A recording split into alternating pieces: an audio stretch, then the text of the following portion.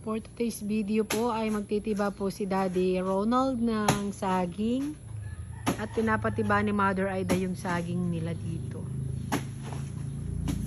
Nag-costume pa po iyan para lang magtiba at baka daw siya mabasil. O diba nga, napakasipag ng Jowa Bells ko. Katatapos po na mag-deliver ng bigas ha. Titiba naman ng saging. Nagawa pa ng hagdan, o diba? Saan ka pa? Kapit. Buwan po yung kanyang titibay na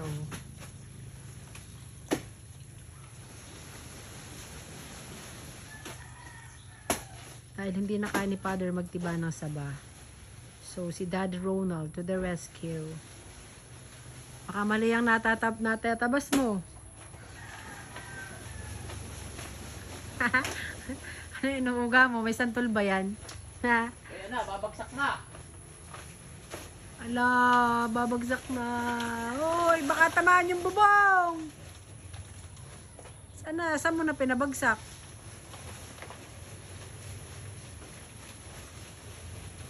Tabsin mo pa yung gitna at hindi na para bumagsak dito sa ano yung katawan. Eh, madudurog na yan pagka. Ah. Ba't ikaw makita sa hagdan mong ginawa ah? Tama na, mabagsak ay.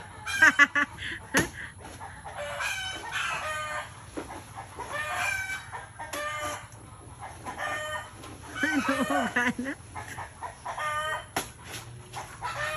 Ayaw pa pong bumuwal ang kanyang... Uy, ano yun? May tuko ba yun? Tuko ba yung naririnig ko? Tuko. Atis!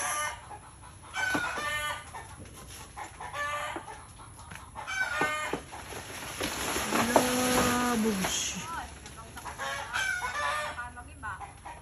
Ay, ubos na.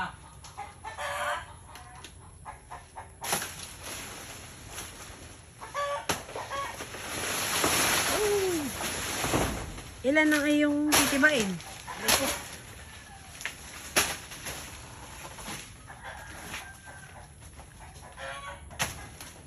Tessa, hinog na pala pati iyay. Ha? Hinog na pala pati Ay, iyan. ubos na pati. Bayan, ubos na ng uwak. Bayan. Atis! Atis, eh wala ka na palang makakain diyan. Meron pa naman. Ubos na ng ano Ayan, ka, malalaki na pa naman. Uy, sayang. Ubos na nun May itim. Mabagal ka naman magtiba ay. Dapat pala nung isang linggo mo pa yan tiniba. For today's video po ay dalawa pong saging ang kaniyang tinitiba.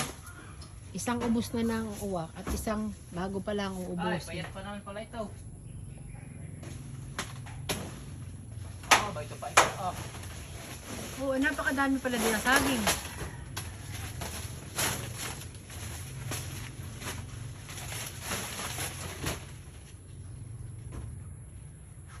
Bagay, pwede na rin ito.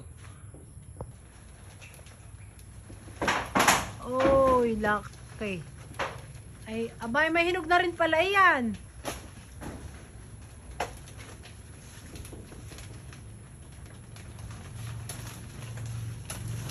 Ay! Te, sinadamay ng ayos ah. Hi! Ang maniniba ng saba ni Mother Aida. Careful, baka malaglag ka dyan. Dalawang saba po, bali tatlong saba na po ang kanyang natiba.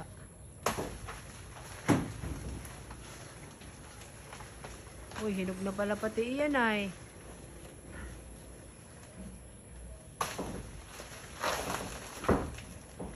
May hinog na pala pati iyan oh.